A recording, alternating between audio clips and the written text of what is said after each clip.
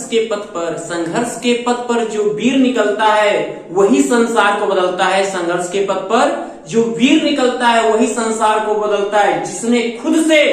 जिसने खुद मुसीबत और अंधकार से जंग जीती वही सूर्य बनकर निकलता है। तो मेरे प्यारे प्यारे दोस्तों, आप सभी का YouTube के नंबर 1 चैनल शुभम क्लासेज में बहुत बहुत स्वागत है। तो आज अब आपको भी परीक्षा की घड़ी आपके करीब आ गई है और आपको भी अब सूर्य बनकर निकलना है। आपको भी अपने परिवार का सूर्य होना है। शुभम क्लासेस के विद्यार्थियों को हर एक विद्यार्थी अपने अपने घर का सूरज बनेगा, चमकेगा इस पूरी दुनिया में। तो मैं बात करने वाला हूं आज आपके जो है सामाजिक विज्ञान के चैप्टर नंबर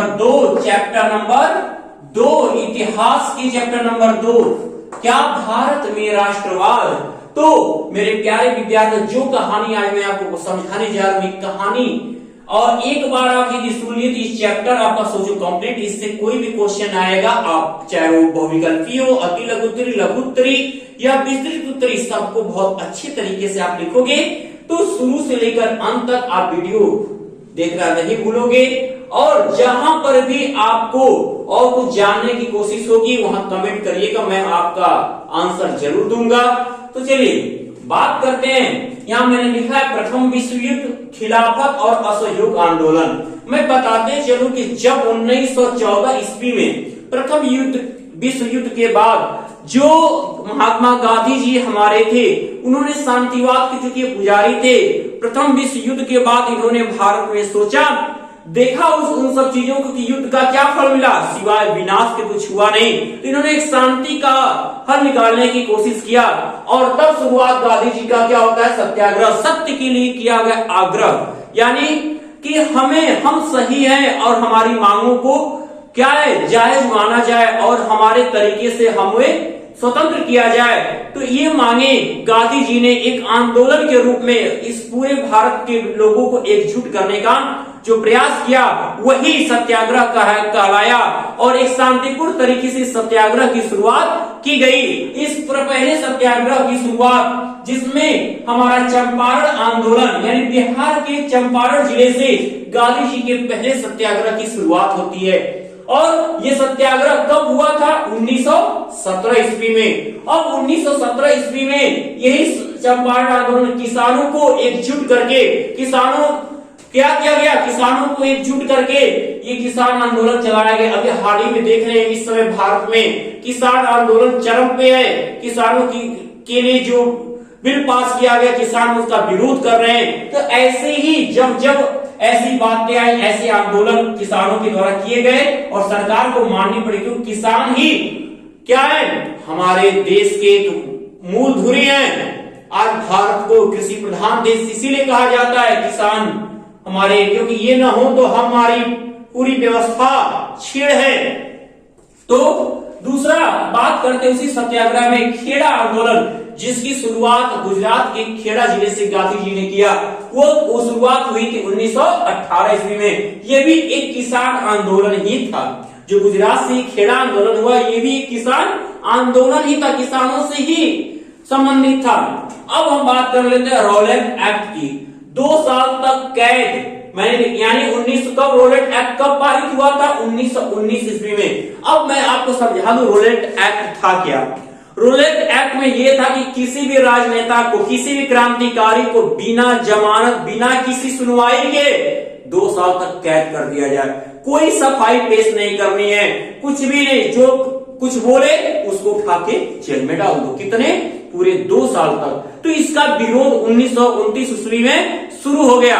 किसका, रोलेट एक्ट का। अब इसी रोलेट एक्ट के विरोध में, अब रोलेट एक्ट के विरोध में ही क्या किया गया, बैसाखी के मेले के दिन सिख समुदायों में जो ये बहुत ज्यादा एक प्रसिद्ध हमारा मेला है बैसाखी मेला, जो अमृतसर में के जलियांवाला बाग नामक स्थान पर बैसाखी का मेला लगा। उस बैसाखी के मेले में बहुत से लोग जुटे हुए थे। उसी समय यहाँ पर क्या किया गया था, वहां पर इस रोलेट एक्ट का विरोध में अपनी बातें उठाई जा रही थी। उसी बीच जनरल डायर ने उस कुछ क्या किया था, पूरे कई जो रास्ते जाने वाले जनरल डायर ने पूरे रास्ते को बंद करवा के लगातार पूरे अपने सैनिकों से गोलियां चलवा दी और एक बड़ी भीड़ पूरी तरह उस गोलीकांड, जो ये हत्याकांड था, वो गोलीकांड था पूरा उसी जनरल डायर को जाकर लंदन में कई सालों के बाद उधम सिंह ने मारा था जनरल डायर को। एक शेर भारत का उधम सिंह जो जनरल डायर को मारा, इसी का बदला लिया था उन्होंने। तो ये जलियांवाला बाग हत्याकांड के नाम से घटना आज हमारे भारत के इतिहास में जानी जाती है, जो 13 अप्रैल 1919 को हुई थी रॉलेट एक्ट के विरोध में। अब जलियांवाले बाग हत्याकांड को देखते हुए हमारे जो गुरुदेव यानी कौन, रविन्द्रनाथ टैगोर जी ने अंग्रेजों द्वारा दी गई जो नाइटहुड की उपाधि थी, जो एक सम्मानजनक उपाधि होती है, उस उपाधि को वापस कर दिया। जब उनके देश के लोगों की कोई इज्जत नहीं तो वे उपाधि लेकर क्या करेंगे, ऐसी चीजें, ऐसे देशभक्त हमारे देश में रहे। तो अब बात कर लेते हैं खिलाफत आंदोलन की। तो खिलाफत आंदोलन अब जिसके मुखिया थे मौलाना आजाद अजमल खान और हसरत मोहानी जी, ये शुरू हुआ था 1920 ईस्वी में, जिसे असहयोग खिलाफत आंदोलन के नाम से जाना गया। 1920 में शुरू हुआ और 1921 तक ये आंदोलन चला और इसमें गांधी जी ने इन लोगों के विचारों को सही माना तो उनके साथ इनका साथ दिया महात्मा गांधी जी ने भी खिलाफत आंदोलन में, जिसके मुख्य नेता कौन थे, मौलाना आजाद अजमल खान और हसरत मोहानी जी। अब चलिए बात कर लेते हैं हम ग्रामीण क्षेत्रों में विद्रोह। अब खिलाफत आंदोलन और ऐसे कांड, रोलेट एक्ट धीरे धीरे क्रांति की जो चिंगारी थी अब शहर से गांवों में भी फैल चुकी थी। धीरे धीरे शहर के लोग के साथ साथ ग्रामीण अंचल के लोग भी अब क्या किए थे, विद्रोह भी उतर आए थे। अब वो भी आजाद होना चाहते थे, अब वो भी गुलामी करना नहीं चाहते थे।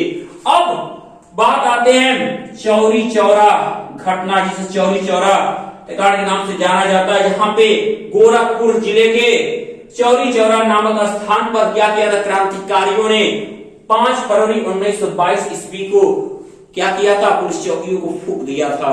ये घटना किस नाम से हमारे इतिहास में चौरी चौरा घटना के नाम से जानी जाती है, जो कब हुई थी, 1922 ईस्वी में हुई थी। अब बात कर लेते हैं आपका, अब सबसे इंपॉर्टेंट क्वेश्चन ये आता है कि साइमन कमीशन का आगमन कब हुआ, साइमन कमीशन भारत कब पहुंचा। चलिए ये हम चर्चा करते हैं आखिर साइमन कमीशन है क्या। सबसे पहले हम ये जानना है साइमन कमीशन है क्या। तो साइमन कमीशन जो है संवैधानिक व्यवस्था और उसके भारत में संवैधानिक व्यवस्था उसके कार्यों की समीक्षा करने के लिए पारित किया गया था, जिसमें एक भी अधिकारी क्या था, भारतीय नहीं रखा गया था। यानी वे अपने मर्जी से समीक्षा करते थे और अपने अनुसार शासन चलाने की बात करते थे। और इसीलिए बात था कि हमारे देश में हमारी व्यवस्था को चलाया जाए और हम ही उसमें शामिल न हो, तो ये कैसे संभव। घर हमारा अधिकार तुम कैसे दिखाओगे, इतना कम से कम एक भी सदस्य न हो।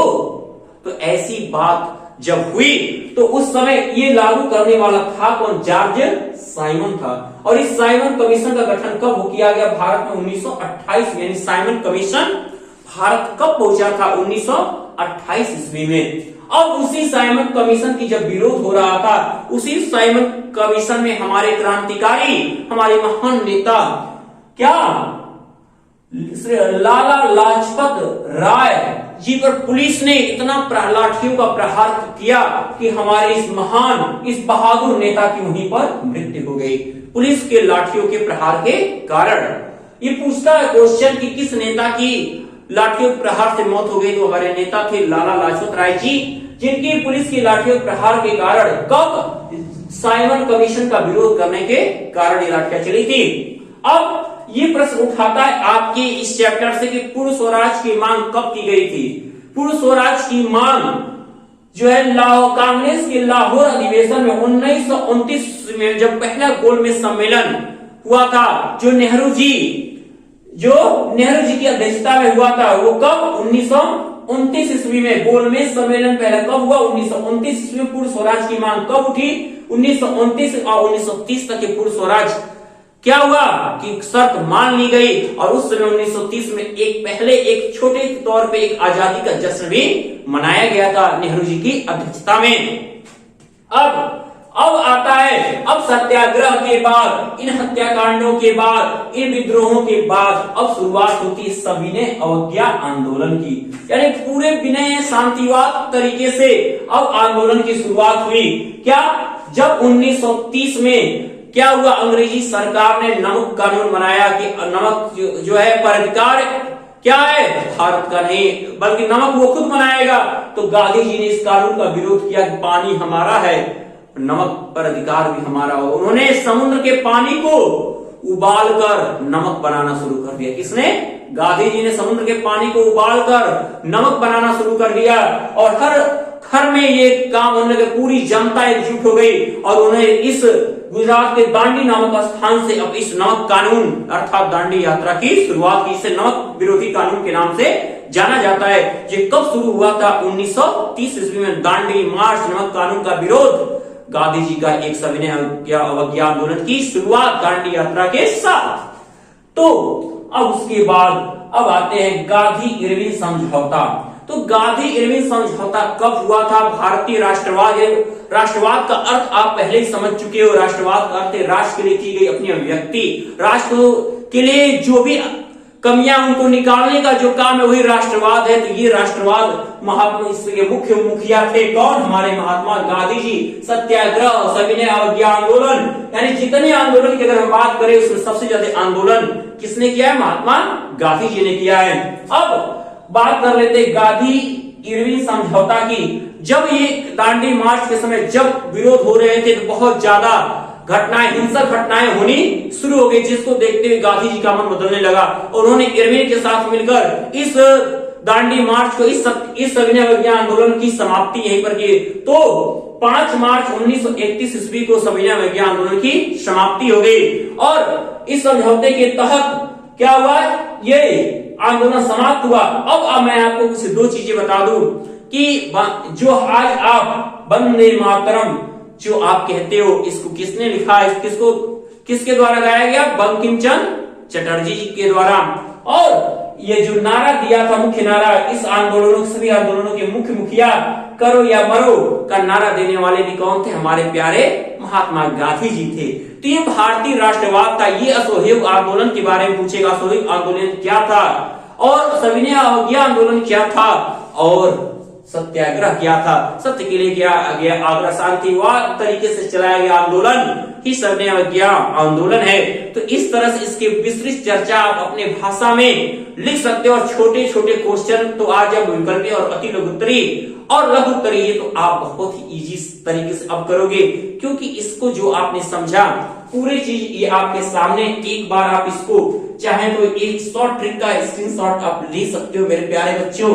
अब तो मैं उम्मीद करता हूं कि जो ये आज की वीडियो है आपको बहुत पसंद आई होगी। यदि आज की वीडियो पसंद आई तो ज्यादा से ज्यादा लाइक और शेयर करना न भूलें। तो मेरे प्यारे विद्यार्थियों, जिसने भी अभी इसका पूरा लेसन अभी नहीं पढ़ा हुआ है, नीचे डिस्क्रिप्शन बॉक्स में मैंने लिंक प्रोवाइड कर दिया है। उस लिंक को ओपन करके आप भारत में राष्ट्रवाद का वो वीडियो भी देख सकते हैं, जिसमें मैंने पूरी विस्तृत तरीके से समझाया हुआ है। तो ये रिवीजन कोर्स, ये शॉर्ट ट्रिक अब आपके लिए बहुत कारगर साबित होगा। साथ ही साथ वो फुल वीडियो भी आप देखते रहिए। तब तक के लिए गुड लक माय डियर्स।